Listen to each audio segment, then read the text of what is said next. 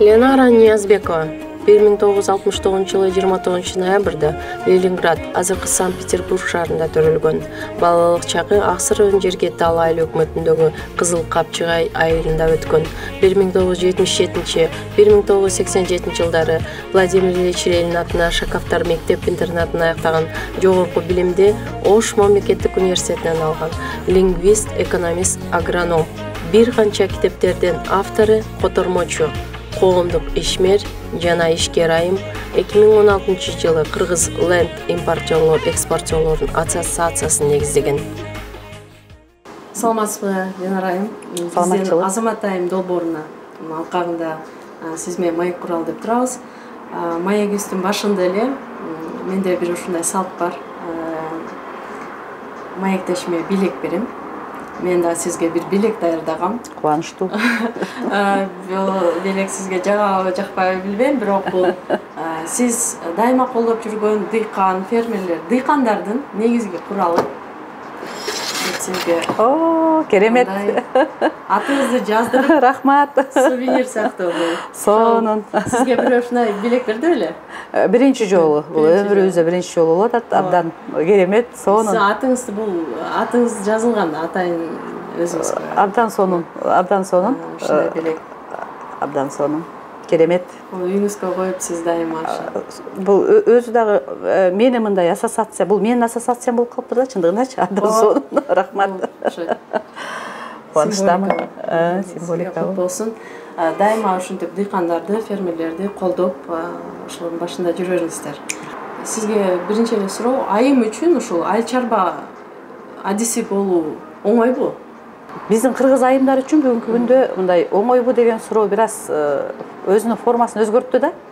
Бүгүн кыргыз айымдары ушул өлкөнүн өнүгүшү үчүн, өзүнүн балдарынын келечеги үчүн оңойбу деген суроого көп көңүл бурбай калды да. Анткени баардыгы ушул өлкөбүз өнүксө, ошонун ичинде биздин балдарыбыз бакубат, андан кийин мындай коопсуз жашаса деген максат менен жашап калдык. Албетте айыл чарбасы биздин мамлекетибиздин экономиканын генератору. Негедир ушул оңойбу, кыйынбы деп мен чынын айтсам ойлонбоп турмун. Бирок айыл чарба тармагы ушул биздин Кудайдан берилген миссиябыз ушул окшойт. Ушул биз айыл чарба тармагына баш уруп кеттик да. Сиз жаштайыңыздан эле ушул айыл чарба тармагына барам дедиңизби, же мурда чарбачылыкка кызыкчу элеңизби? Аны айтканым себеби сиз мындай мага чарбачыл адамдай сезилесиз да.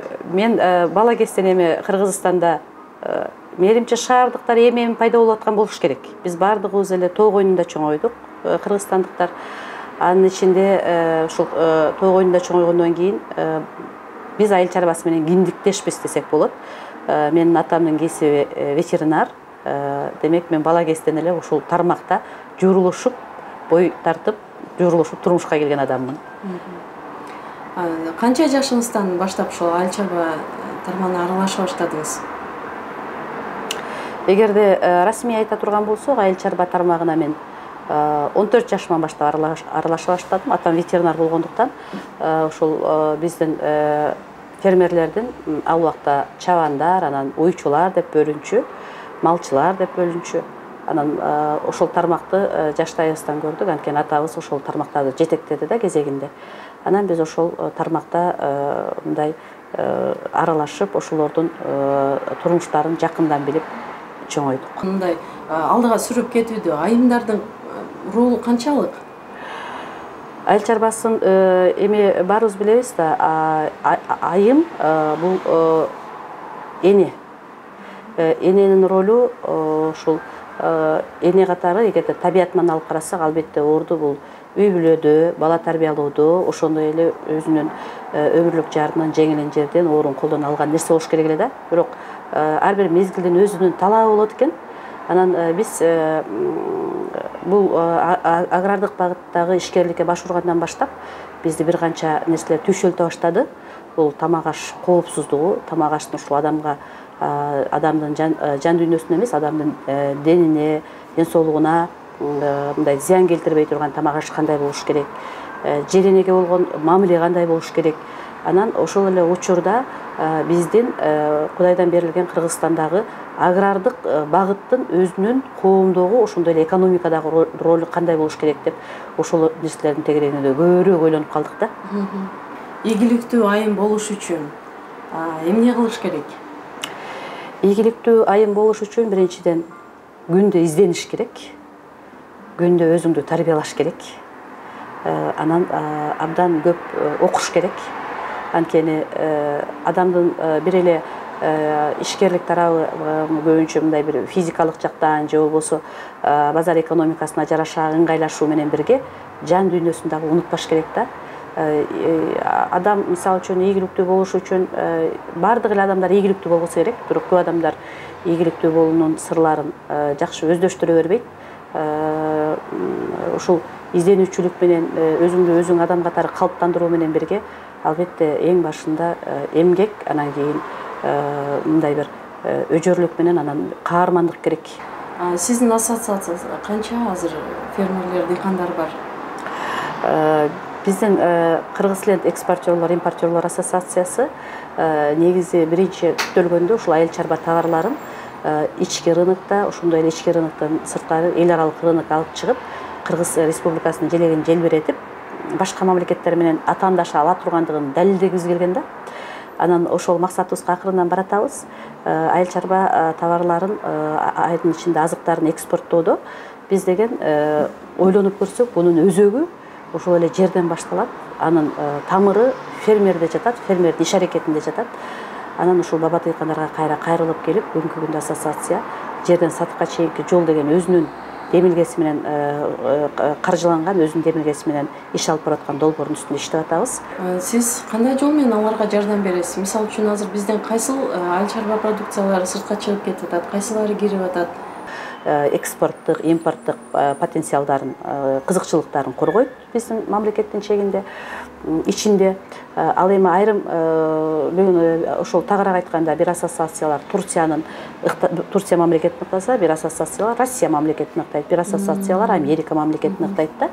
Анан ушундай ассоциацияларыбыз көп, аларды да туура түшүнсө болот. Анткени ал ассоциациялар каржы колдоосун, каржы боюнча колдоону ошол мамлекеттерден алып тургандыктан, албетте ошол мамлекеттердин саясатына, ошол мамлекеттердин экономикалык кызыкчылыктарына жараша иш алып барышат. Ал эми биздин жергиликтүү ассоциациялар чынын айтканда саналуу бүгүнкү күндө, бул ассоциациялар жаңы пайда болуп баратат. Анан бизге окшогон мен билгенден бир үркөрдөй болгон ассоциациялар барбыз. Ошол өзүбүздүн күчүбүз менен мамлекеттин имижин көтөрөлү деп алгалап баратканда. Анан айрым ассоциациялар бар. Бул айрым депутаттар тарабынан түзүлгөн ассоциациялар бар. Айрым бийлик, аткаруу бийлиги тарабынан түзүлгөн ассоциациялар бар. Албетте бул ассоциациялардын да функциясы биз жогоруда айткандай ошол бир кичинекей топтун кызыкчылыктарын көбүнчө алгалашат да. Аялдар темасына келсек, кайраданчы. Аялдар, азыркы аялдар жашоодо көп жаңылышат да. Жашоодо көп жаңылышып калышып атат, кыздар, аялдар. Ушул жашоодон жаңылбаш үчүн аял кандай болушу керек? Турмуштан жаңылбаш үчүн. Адамдын өзүнүн табиятында жаңылуу процессинен өтмөйүнчө адам катары калыптанбайт. Бирок анын ичинде биздин кыргыз кыз келиндерибиздин тагдыры бүгүн ар бирибизди ойлондуруп атат да. Япондордо жакшы бир лакап бар экен. Кудайдан дейт, мен өткөл мезгилде жашабайын, өткөл мезгилде ушул туулбайын деп сураңгыла деген бир лакап бар экен да. Бул албетте абдан терең философия. Бирок өткөл мезгилде биздин кыз келиндердин каармандыгы менен бирге жаңылуулары да көп болуп атат. Эми биздин айымдардын табияттан арулугу, табияттан болгон баюулугу бар. Бирок жаңылбаш үчүн көбүнчө турмушка реалдуу караганды үйрөнүш керек да. Апанын тарбиясы маанилүүбү же атанынбы? Менин өзүмдүн тажрыйбамда, үй бүлөлүк тажрыйбамда мен ойлойм, атанын, эненин тарбиясы деп биз бул дагы формалдуу бир бөлүмдөр да. Негизи бул баланы тарбиялоодо эки атанын да эненин дагы ролу аябай чоң. Экөөнүн тең функциялары абдан терең. Айымдардын өзүнө келгенде жок, эми кыргызда жакшы сөз бар да. Кыргыздар акыркы мезгилде ушул мырзалар менен айымдардын ортосунда бир аз талаш тартыштар бар. Мырзалар айтып коет да, алар да өздөрү жоопкерчиликтен качкысы келгенде аял жакшы, эр жакшы деп коет да. А бирок ошол эле учурда айымдар да айтылат да, алган эри жакшы болсо карагатын ак болот дейт да. Бул эки ата бабадан калган керес эмнеден далил мындай эмнени тастыктайт да. Демек коомдо, үй бүлөдө деги эле ушул бизди курчап турган чөйрөдө айымдардын дагы, мырзалардын дагы ролу ошондой эле жоопкерчилиги бирдей экендигинен кабар берет. Бардык эле айымдар мисалы үчүн эртең менен турат, балдарын карайт, ишке барат дегендей баары бирдей эле эмгектенишет да. Бирок арасынан сизге окшогон ийгиликтүү мындай эмгеги менен таанылып алган, ийгилик жарата алган айымдар суурулуп чыгат. Мунун сыры эмнеде? Бир акылмандар айттыр, ийгиликти чарчабаган адам гана жаратат депчи, эч качан чарчабаган адам жаратат деп сиз кошуласызбы? Мен ушул өзүм дагы акыркы мезгилде сизге окшоп замандаштар менен баарлашканда аябай жүрөгүмдү кытыглаган суроолор көп. Анан негизи айымдардын үйдөгү түйшүгүн окумуштуулар изилдеп, бир трактористтин жасаган жумушунан дагы оор экен деп далилдешкен да. Анткени трактор айдаган киши бул жер менен эмгектенет да, бул күндөп, түндө эмгектенет да, чындап эле жумуш абдан оор. Ал эми ийгиликтүү болуп суурулуп чыгыштын сыры туура айттыңыз, бул эмгекте. Анткени бир кезде бизде жанагы жаштык максимализм менен жүргөндө 99% эмгек, 1% талант десе, биз ошого мындай ишенбөөчүлүк менен, ошого бир күмөн саноо менен карачубуз да. А бүгүн турмуш бизге өзү далилдеди, чындап эле 1% талант, 99% эмгек болгон жерде ийгилик өзү сени жандап баштайт экен да. Кыргыз тилинде аябай жакшы посттор жазасыз. Кыргыз тилин ким окутту эле сизге? Бул негизи эле азыр кыргыз тилинде жакшы постторду жазуу, бир сапаттуу бир ойлорду айтып чыгуу аябай аз болуп кетти да. Анан сиз жалаң кыргыз тилине көңүл бурганыңызды билип калдым да. Ушул кыргыз тилине болгон сүйүүңүз каяктан? Мен жакында ушул Ташкентке барып келдим. Бизнес хаб 2021 Ташкент иш чарасы болду. Биз Кыргызстандан уюштуруучу болуп биздин ассоциация бардык. Ана мен бир аз ичим аябай туз куйгандай ачышты да. Туз десем жаңылышам, калембер куйгандай ачышты. Барсак эл аралык иш аракет болгонуна карабастан жалаң өзүнүн мамлекеттик өзбек тилинде сүйлөшүп атат да. Анан мага абдан кызык болду да, анан мен сурадым да. Силер эл аралык иш аракеттерди деле өзбек тилинде алып барасыңарбы дедим да. Десем, анан алар сыймыктануу менен көкүрөк көтөрүп айтышты да. Биз дейт, биздин президентибиз дагы өзү баш болуп эл аралык кандай иш чара болбосун өзбек тилинде сүйлөйт деди да. Анан мен ойлонуп калдым. Бизде мыйзам боюнча мамлекеттик тилибиз биздин кыргыз тил. Бул биздин ата бабадан бизге мурасталган тил да.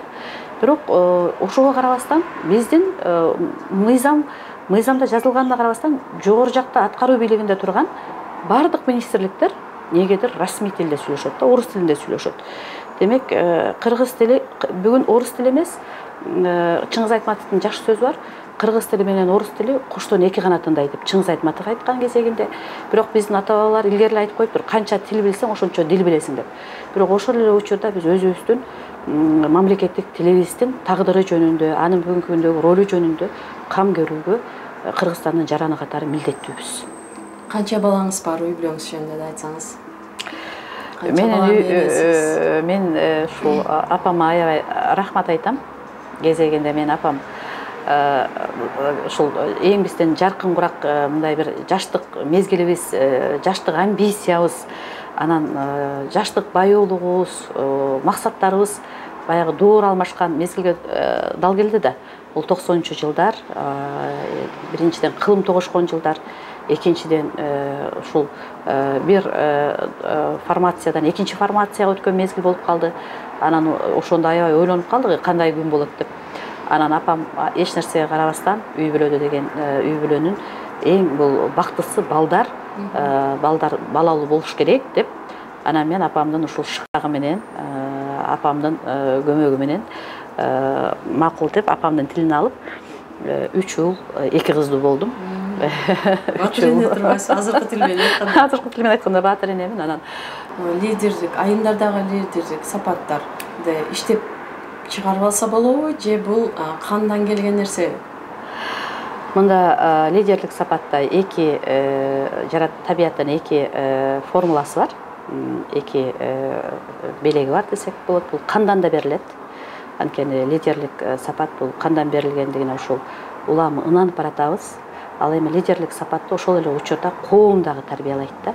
Коом лидер адамды кайсы бир мезгилдерде лидер болуп чыгууга жөндөйт, ошондой эле мажбурлайт.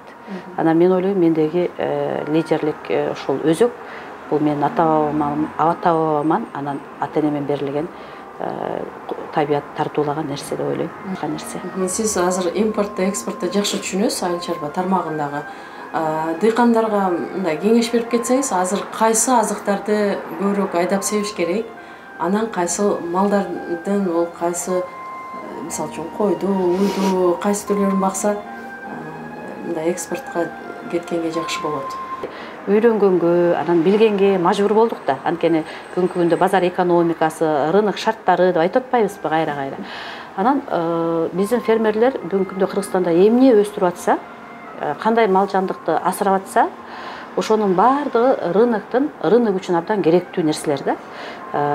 Эми биздин тил менен айтканда керектүү товарлар. Жок, бул товар керек эмес, бул товар керек деп айта албайбыз. Сиз дагы экспортко чыгара турган айыл чарба азыктарынын бир белгилүү бир тизмеси жокпу? Мисалы үчүн картошка айдагыла же буудай сепкиле, сөзсүз тизмеси бар. Жок, сөзсүз тизмеси бар.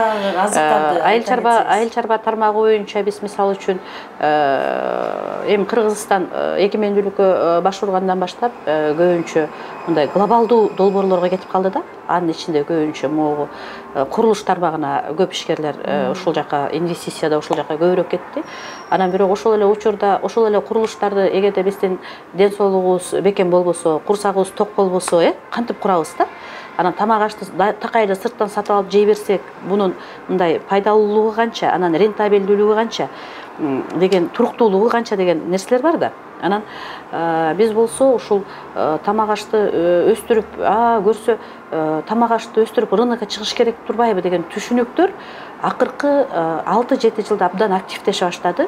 Айрымдар эми менин бир жакшы урматтаган кесиптештерим, мекендештерим бар. Алар Евразиялык экономикалык биримдикти бажы деп өстө быжы деп тамашалап айтышат, бирок бул жерде баягы кыргыздар айтат да, өзүңө бек бол, коңшуңду ууру тутпа дейт да. Анын сыңарындай биз үчүн дагы бир чоң мүмкүнчүлүк ачылды Евразиялык экономикалык биримдик менен. Биз буну тамбашыбыз дагы керек, чамбашыбыз дагы керек.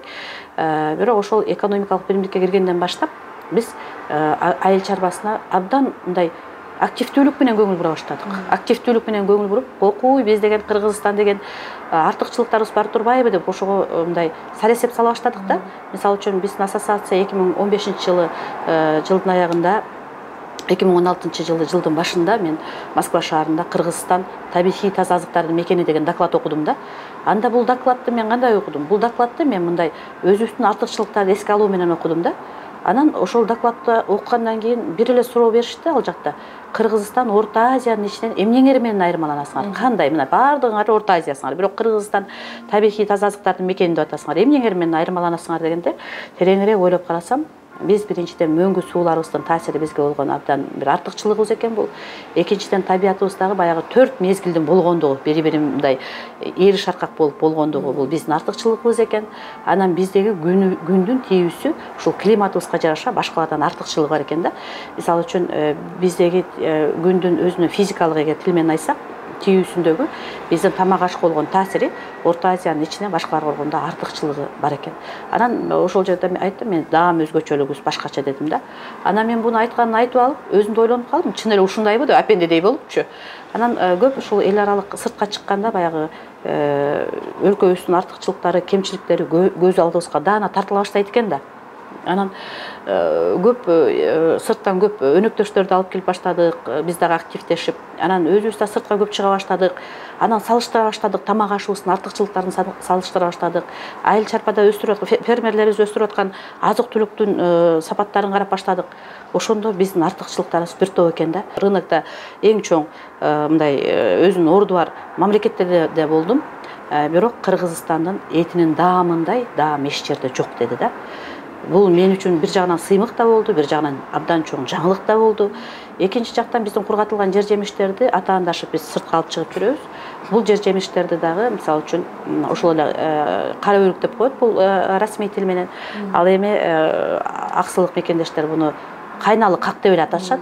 Анан ошону сыртка алып чыксак, бул кайналы какты сыртта рынокко алып чыгуу боюнча бул Америка баш болгон, Турция, Молдова, андан Кытай дегендер бар да, булар ушундай алып чыгышат, абдан көлөмдүү. Анан ушул биз алып чыккан рынокто ушул көрөлүчү ушул кайналы какпы дешип атат да. Анан биз дагы чочулоо менен карап атабыз, кайналыга эмне болот экен эми деп. Анан жеп көрүшүп аябай таң калып, мындай даам жок деп атпайбы. Бул сырттагы ушул биздин тамак ашты алып аткан адамдардын пикири да. Буну биз ойлоп тапкан жокпуз, краскалаган жокпуз.